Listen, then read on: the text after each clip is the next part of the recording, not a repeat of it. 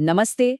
कभी सोचा है कि दुनिया में बहुत सी चीजें, जैसे लोगों की हाइट हो गई या एग्जाम में आने वाले मार्क्स, ये सब एक खास पैटर्न फॉलो करते हैं। आज हम उसी पैटर्न, उसी जादुई शेप के पीछे का राज समझने वाले हैं। इसका नाम है नॉर्मल डिस्ट्रीब्यूशन, या जिसे ज्यादातर लोग बेल कर्व के नाम से जानते हैं। तो इस सफर पर हम कैसे आगे बढ़ेंगे? सबसे पहले तो ये देखेंगे कि सिर्फ एवरेज जान लेना ही क्यों काफी नहीं है। फिर डेटा में छिपे एक बड़े खूबसूरत पैटर्न को खोजेंगे, कुछ बड़े आसान से नियम सीखेंगे और फिर आखिर में इस बात पर आएंगे कि भाई ये सब हमारी असल जिंदगी के लिए इतना जरूरी क्यों है। तो चलिए शुरू करते हैं पहले पड़ाव से, यानी साधारण औसत से आगे की कहानी। हम सब औसत या एवरेज शब्द का इस्तेमाल तो खूब करते हैं, पर क्या ये हमें हमेशा पूरी पिक्चर दिखाता है? आइए पता लगाते हैं। चलिए एक असली दुनिया के सवाल से शुरुआत करते हैं। मान लीजिए एक न्यू बॉर्न बेबी का वजन 4 किलो है, तो क्या ये वजन असामान्य माना जाएगा? अच्छा, तो यहाँ पर कुछ डेटा है। ये वैसा डेटा है जो डॉक्टर्स रोज देखते हैं। अब इसमें देखिए, पैदा होने वाले बच्चों का औसत वजन है 3.05 किलो। ठीक है, लेकिन सवाल ये है कि क्या सिर्फ ये एवरेज नंबर हमें बता सकता है कि 4 किलो का बच्चा नॉर्मल है या नहीं? जैसा कि हम देखेंगे, कहानी में और भी बहुत कुछ है।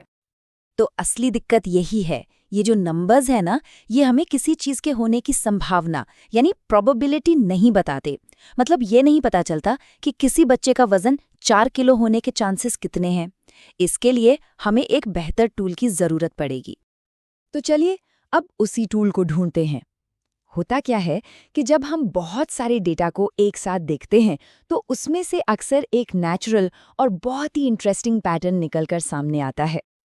और वो पैटर्न है नॉर्मल डिस्ट्रीब्यूशन।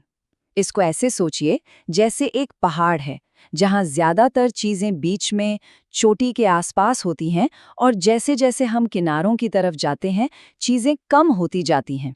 ये समझिए कि कुदरत का डेटा को ऑर्गेनाइज करने का एक तरीका है। और इस पहाड़ के कुछ बड़ी खास बातें हैं।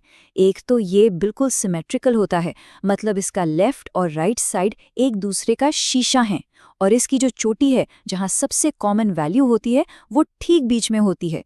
और मज़ेदार बात यह है कि इसका मीन, मीडियन और मोड सब एक ही जगह पर होते हैं। अब आते हैं इस कॉन्सेप्ट के सबसे ज़रूरी हिस्से पर, एक बहुत ही सिंपल सा नियम जो इस बेल कर्व को जबरदस्त तरीके से यूजफुल बना देता है। तो पहला और सबसे जरूरी नंबर है 68। लगभग 68% डेटा, मतलब 2/3 से भी ज्यादा, एवरेज के बिल्कुल आसपास ही होता है। टेक्निकल भाषा में कहें तो एक स्टैंडर्ड डेविएशन के अंदर। इसे हम कह सकते हैं नॉर्मल जोन, जहां ज्यादातर चीजें होती हैं। अब अगर हम सेंटर से थोड़ा और दूर चलें, 2 स्टैंडर्ड डेविएशंस तक, तो हम पाएंगे कि लगभग 95% सारा का सारा डेटा इसी दायरे में आ जाता है। ये एक तरह से एक्सपेक्टेड रेंज है। अगर कोई चीज़ इस रेंज में है, तो वो बिल्कुल भी अजीब नहीं है। और आखिर में लगभग सब कुछ यानी पूरे 99.7% 3 स्टैंडर्ड डेविएशन के अंदर आ जाता है। इसके बाहर कुछ होना मतलब बहुत ही रेयर है, लगभग लॉटरी जीतने जैसा। तो ये नियम हमें एक तरह का रेयरनेस मीटर दे देता है। अगर कोई वैल्यू सेंटर के पास है तो वो आम बात है, अगर थोड़ी दूर है तो वो थोड़ी अलग है, और अगर बहुत ज्यादा दूर है तो वो वाकई में बहुत ही रेयर है। चलिए अब इस रूल को अपने पुराने सवाल पर अप्लाई करके देखते हैं, वो 4 किलो वाले न्यूबॉर्न बेबी वाला सवाल। तो इस पहेली को सुलझाने के लिए हमारे पास 4 सिंपल स्टेप्स हैं। पहले तो हम मेन नंबर्स उठाएंगे, मीन और स्टैंडर्ड डेविएशन। फिर हम नॉर्मल की एक बाउंड्री बनाएंगे। तीसरे स्टेप में हम देखेंगे कि हमारा 4 किलो का बच्चा उस बाउंड्री में कहाँ फिट होता है, और बस आखिर में हम अपना नतीजा निकाल लेंगे। तो जब हम वो कैलकुलेशन करते हैं तो पता चलता है कि 95% नॉर्मल रेंज 2.29 किलो से लेकर 3.81 किलो तक है। इसका मतलब ये हुआ कि अगर 100 नए जन्मे बच्चे हैं तो उनमें से 95 का वजन इसी रेंज के बीच में होगा। और ये रहा हमारा जवाब। 4 किलो का जो वजन है वो 3.81 किलो की अपर लिमिट के बाहर है। तो आंकड़ों की भाषा में ये वजन अनयूजुअल माना जाएगा। ये काफी रेयर है, मतलब 20 में से 1 से भी कम बच्चों का वजन इतना होता है। ठीक है, तो हमने बच्चे के वजन की पहेली तो सुलझा ली, लेकिन ये बेल कर्व सिर्फ बच्चों के वजन के बारे में नहीं है। चलिए अपने आखिरी सेक्शन में देखते हैं कि ये सिंपल सा शेप असल में हमारी दुनिया को कैसे चलाता है।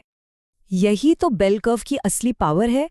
देखिए, एक सिंपल एवरेज आपको बस सेंटर बताता है, जैसे मैप पर एक डॉट। लेकिन नॉर्मल डिस्ट्रीब्यूशन आपको पूरा का पूरा मैप देता है। ये बताता है कि सेंटर के पास रहना कितना कॉमन है और किनारों पर जाना कितना रेयर। ये हमें रिस्क और प्रोबेबिलिटी को समझने की ताकत देता है।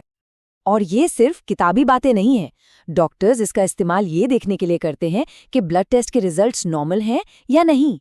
इंजीनियर्स इसका इस्तेमाल ये पक्का करने के लिए करते हैं कि फ़ोन का हर पार्ट सही साइज का हो। ये क्वालिटी कंट्रोल और भविष्यवाणी की रीढ़ की हड्डी है। हाँ, पर एक बात का ध्यान रखना जरूरी है। बेल कर्व हर चीज को एक्सप्लेन नहीं करता।